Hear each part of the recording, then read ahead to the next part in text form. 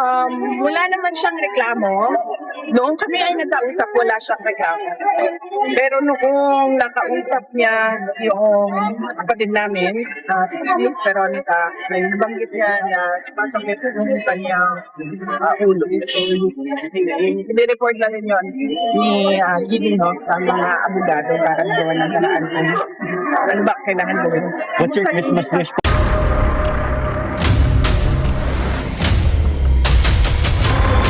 Bago tayo mag-umpisa, baka pwede nyong i-like ang video na to. Malaking bagay ang like sa aming mga content creators. Maraming salamat po.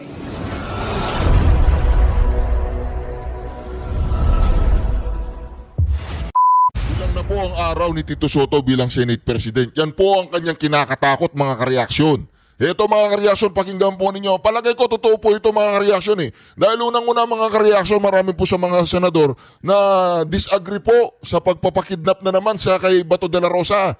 At palagay ko mga kareaksyon, hindi na nila papayagan na mayroong isang Pilipino na magkikidnap at dadalhin doon sa dahig dahil lamang sa kagustuhan at sa pangarap ni Bangag na mapatahimik lahat ng kanyang mga kalaban sa politika, mga kareaksyon. Hindi po nila kaya ngayon, kontrolado ba kayo ng mga NPA?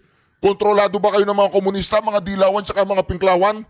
Ha, Bangag, kontrolado ba kayo? Kaya lahat ng gusto po ng mga makakaliwa na ipadala lahat ng mga partido ni Rodrigo Roa Duterte doon sa dahig dahil mga kareaksyon, alam po ninyo, yung mga NPA, mga teroristang CPP, NPA, Terrorist Party of the Philippines, mga makakaliwang grupo, hindi po sila makakaporma sa mga Duterte. Kaya ganyan na lang ang galit ng mga yan, mga kareaksyon. Kaya dito, ang tanong natin kay Bangag, talaga bang ikaw ay kontrolado na? Wala ka ng kaalyado. Yung mga dilawan, pinklawan, ayaw ka ng mga yan. Ginugusto ka lang ng mga yan dahil pinapakinabangan ka nila ngayon. Pero pagdating ng 2028, wala kang kaalyado. Yung mga dilawan, anti-Marcos yan. Kaya ka lang nila ginugusto dahil wala lang. Gusto ka lang nila kasi ngayon, nauuto ka nila kasi alam nila na wala ka ng kaalyado sa mga Duterte. Di ba mga kareaksyon?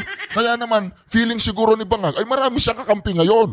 Wala kang kakampi. Yung mga dilawang pinklawan na yan, mga komunista na yan, mga terorista tsaka mga makakaliwa na yan, mga hilaw na mga komunista, ay ayaw ka ng mga yan, tanggapin mo ng katotohanan. Ginagamit at naggagamitan kayo. Nagtotorjakan kayo sa wet packs. Naghihimuran kayo ng mga inyong mga puwet at nagkakainan kayo ng inyong mga tae. Pero sa totoo lang, nagsama-sama lang kayo ni Claire Castro dahil anti-Duterte kayo lahat. Pero kayo, ayaw ninyo ang isa't isa. Tanggapin ninyo ang katotohanan. Kaya naman itong si Tito Sotto, mga kareaksyon, kabadong-kabado na po at malapit-lapit na po ang kanyang katapusan. Siya po ang nakakahiyang Senate President kapag napalitan siya kaagad. Pakinggan po natin ha. Ito po ay balita ngayon. Balita ngayon ha. Yung balita ngayon na yun, para yata yun. Di ba? Ito po. Tangkang kudita sa Senado tuloy ayon naman kay Tito Sen. Pero itinatanggi daw po ito ng minorye. Detalye na balita mula kay Raymond Delpa sa Aris 28. Raymond, good morning. Kinumpirma ni Senate President Vicente Tito Sotto III na tuloy ang mga tangkang kudita sa Senado. Nitong weekend ay may mga lumalakad para magkaroon muli ng palitan ng liderato sa Senado. Sabi ni Sotto, lagi nilang naririnig ang tungkol sa kudita sa Senado, ngunit wala pa namang nangyari at hindi niya alam kung anong issue laban sa kanya sa ngayon. Kumpiyansa pa rin siya sa suporta ng mayorya ng mga senador, bagamat lagi nitong sinasabi na nakasalalay sa tiwala ng mas nakararaming senador ang pananatili bilang Senate President. Narito si Senate President Tito Sotto. One or two stories na meron daw lumalakad, meron daw kumakausap, gano'n lang. Ano yun, sir? Yung stories na galing mismo sa... Oo, ako naman, I leave it to our peers. The Senate President is always, or the Senate President should always... Tsaka mga kareaksyon, siyempre hindi po matatanggap ng mga senador yan na yan pa lang si Senator Tito Sotto, kung totoo man ang sinabi ni Anjo Eliana, ay talagang makakaliwa yan. Makakaliwa, ibig sabihin, nangangaliwa. Marami raw siyang babae. Mayroon siyang kabet. Niloloko niya si Ellen Gamboa. Nako, mga kareaksyon, nakakatakot po yan. Kung ganyan ang iyong Senate President, isa siyang propagandist ng mga immoralidad. May mga sindikato raw yan sa Itbulaga. Sabi po ni Anjo Iliana yan. Mga babae doon, ako, mga kareaksyon, nakakagalit po yan. Leave it to the wisdom and the trust and confidence of his colleagues. Itinanggi naman ni Senate Minority Leader Alan Peter Cayetano na may tangkang kudita sa Senado. Kapag maingay ay nangangahulugan ay hindi totoo. Hindi niya itinanggi na ito ay napag-usapan, ngunit hanggang doon lang. Narito naman si Senador Alan Peter Cayetano. Usually, pag maingay yan, wala yan. Pero Usually, nag-attempt ba, sir? Nagkaroon ng Wala attempt? namang attempt. People always talk about it. Everyone in the minority wants to be in the majority, di ba? Everyone thinks they can do a better job. But ako, focused ako na may job ang minority ngayon. And I think our biggest job now is to give better ideas for the budget. Ito si R. Nako, mga Raymond kareaksyon. Raymond at Paz para sa Kabadong, pag alam po ninyo kapag natanggal yang si Wambol University Scholar Tito Soto, mga kareaksyon, alam po ninyo kung ano mangyayari dyan. Magiging Blue Ribbon Committee na naman itong si Senator Marcoleta. Nako, mga kareaksyon, yan na po sinasabi natin eh. Ako ay hindi talaga. Saan po tayo dyan? Dito muna tayo. Nandun din kayo, no, na Usaping Bato de la Rosa po ito, mga kareaksyon, Usaping Bato de la Rosa. sa Hong Kong, doon sa panahon na nandun si former President Rodrigo Duterte. Meron bang kaibahan? Or kahit yun, na-question nyo rin po yung legality nun. And dito Yes. po sa paghahanda naman para po kay Senador Bato de la Rosa, if ever po. Yung pagkadakip po kay Presidente Rodrigo Roa Duterte, maski anong English po ang gamitin nila, illegal talaga yon, no? Illegal talaga yon kasi hindi dumaan yon sa judicial process, judicial confirmation process here. Whether you apply Article 17 of 9851 or you apply the Rome Statute under Article 59, hindi talaga dumaan sa competent judicial authority yon. So maski anong English pa ang gamitin, illegal yon. Dito naman kay Senator Bato de la Rosa, ito ang exciting kasi ang sabi ng DOJ wala silang warrant, ang sabi ng DFA wala pa silang kopya ng warrant, ang sabi ng transnational crime wala rin daw silang warrant, at yung spokesman mismo ng ICC nagsabi walang warrant. Pero ang ating ombudsman, ewan ko anong description ng kanyang trabaho. Nakalimutan siguro niya basahin at i-remind yung sarili niya about Article 11 of the 1987 Constitution, Section 13. Naka-enumerate yung trabaho niya doon. With due respect po kay Ombudsman, hindi ata trabaho ng Ombudsman ito, yung makikialam about sa ICC processes. Ito po si President Sara Duterte. Malapit na yan, President na yan. Pakinggan po natin mga kareaksyon, pakinggan natin. Ako ay hindi talaga nagbibigay ng mga kaligasyon kung wala ako ebidensya. So, yung mga ganyan, kapag meron kang kaligasyon, wala kang ebidensya, ang tawag dyan ay chismis. So, ang tawag sa iyo ay chismis. Modern. Pero hanggang ngayon ay wala pa rin nananagot. Puro lang investigation. So yun yung sinasabi ko na mukhang yung sinasabing independent Commission for Infrastructure ay ginawa lamang para kontrolin yung istorya. Kontrolin yung narrative sa corruption scandal. Bipira ko yung dashboard. Wala ko Yes. Oo, but hindi ako na-comment sa warrant of arrest dahil wala siya doon sa mga pronouncements, sa public announcements ng ICC. Pero gayon pa man, noong as early as April of this year, nagsabi na rin talaga ako kay Senator Bato de la Rosa na maghanda siya sa kung ano man yung mga posibleng mangyari tungkol sa ICC case.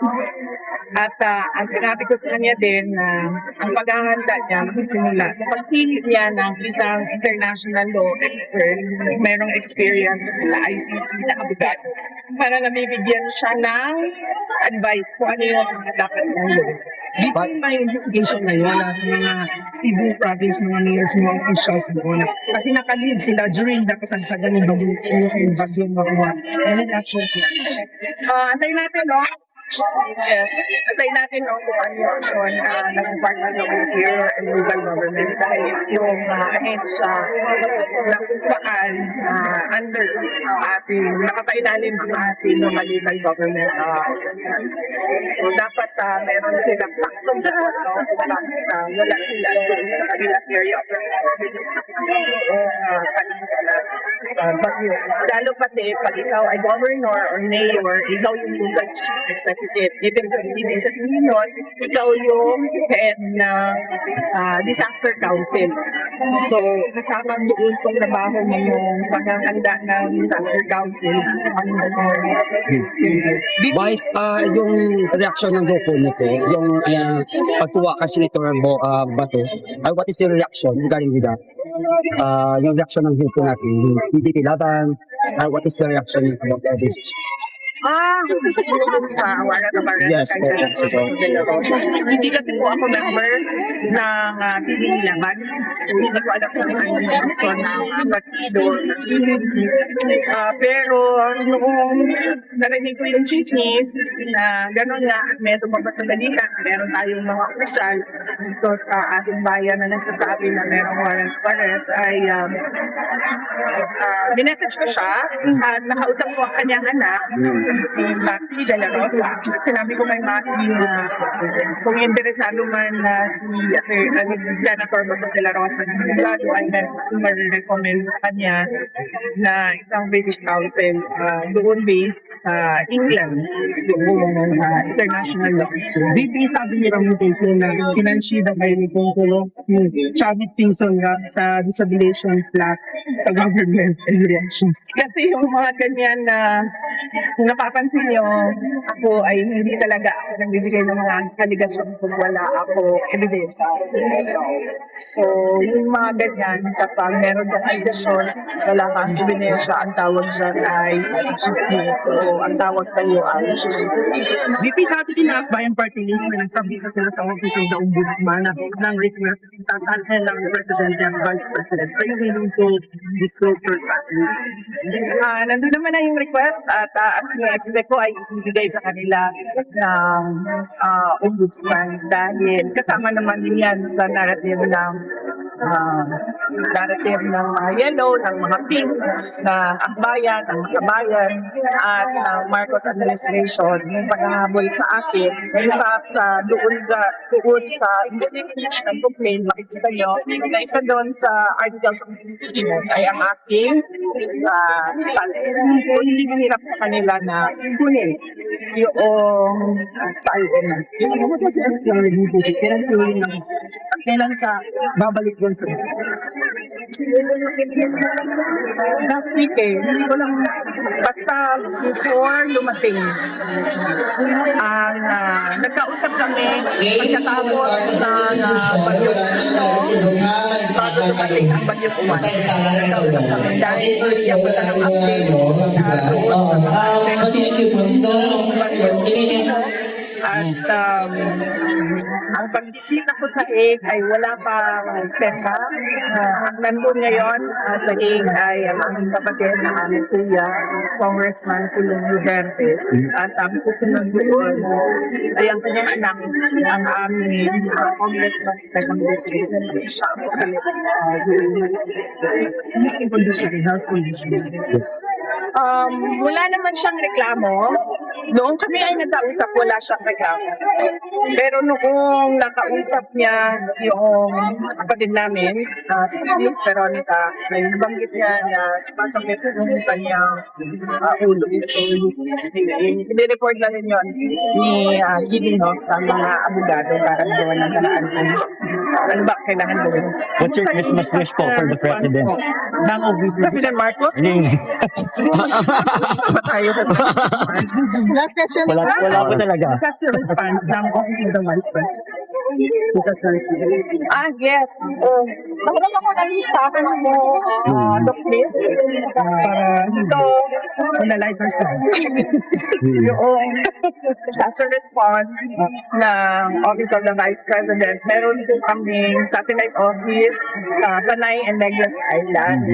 At sila po yung unang responde dito sa Negros Occidental. Ito po ang kanilang mga binigay na relief operations. Sa Canlaon City po, 500 rice boxes plus 100 water containers plus 200 na 5 kilos na rice. Yung rice box po namin ay assorted items po yun sa loob. Ang tawag po doon ay rice. Ang ibig sabihin po doon ay relief for indigents and individuals in crisis and emergencies. So assorted po ang laman ng takot. Sa Binalbagan ay 200 boxes. Ama naming Diyos na makapangyarihan sa lahat, salamat po sa iyong pagmamahal na hindi nagmamaliw. Sa gitna ng kaguluhan sa aming bansa, turuan niyo po kaming magtiwala sa iyong hustisya at hindi sa hustisya ng tao. Linisin niyo po ang aming mga puso at ituro niyo po ang tamang daan ng katotohanan at pag-ibig. Tulungan niyo po kaming maging ilaw sa gitna ng dilim at ipakita sa mundo na may pag-asa pa sa pangalan ng aming Panginoon Hesus. Salamat po sa pag-ibig po ninyo at salamat sa pagdinig ng aming mga panalangin at iligtas niyo po kami. Sa pangalawa po niyong pagparito at patawarin po kami sa lahat ng aming mga pagkukulang at pagkakasala sapagkat ito po ang aming samutiling sa matamis na pangalan ng aming Panginoon Hesus. Amen. Sa lumang silid, mag-isa kang tahimik. Walang kamera, palakpak ay wala na. Ngunit sa bawat pader ng bayang iniwan mo, may pangalan mong di na mabubura.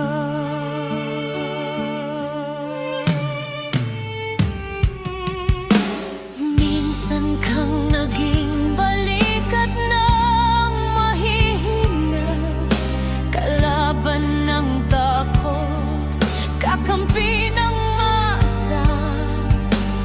Di mo man laging nasabi ang tama, pinili mong ipaglaban ang madla. Hindi ka sakdal gaya naming lahat, pero tumindi ka nang walang pag-atras. At ngayong pagod ka na, tatay, kami naman ang sasalo ng bawat bigat.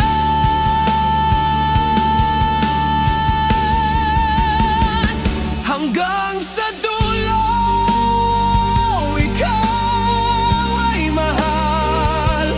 Kahit papagod na ang iyong katawan, tatay, salamat sa iyong paglaban. Ngayon, kami naman hanggang sa dulo. Di ka namin iiwan. Ang kwento mo'y dala ng bayan.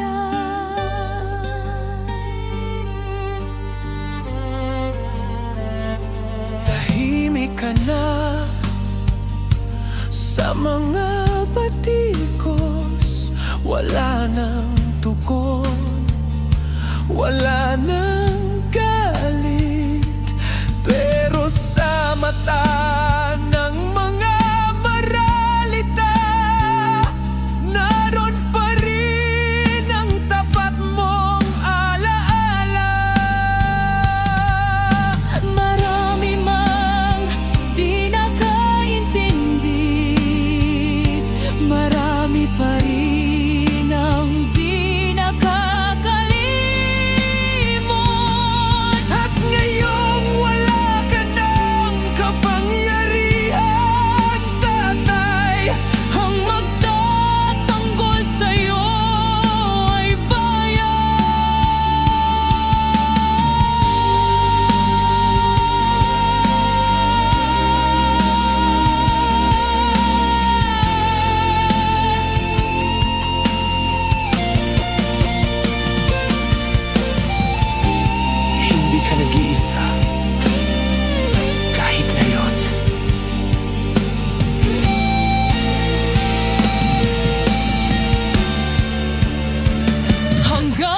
sa dulo, tangan ka pa rin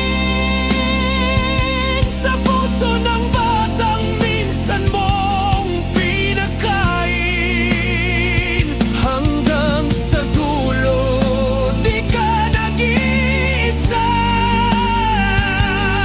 Ang dasal ng bayan ay sa'yo pa rin. Katay kami naman ang lalaban sa ngalan mo, sa alaala mo. Hanggang sa dulo,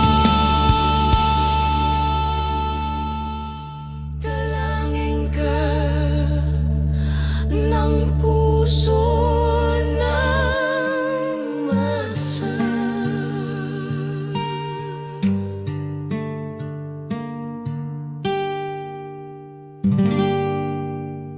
At yun na nga mga kababayan, ano na ang masasabi mo? Kung mayroon kayong hinaing at komento patungkol sa balitang ito, please comment down below. Pag-uusapan natin yan sa comment section. At kung nagustuhan nyo ang video, ay huwag kalimutang mag-like at i-share na din para mas marami pang makaalam at umabot ito sa marami sa ating mga kababayan. Maraming salamat po. Mabuti pa ang sardinas, may label. Eh tayo, wala. Oo nga pala. Nay, ito na yung bayad ko sa isa, ano? O, kunin mo yung isa. Isa muna, iyan, no? Tapos, isa pa, di ba? 4 dapat na sardinas, eh. O, yan. 3 na.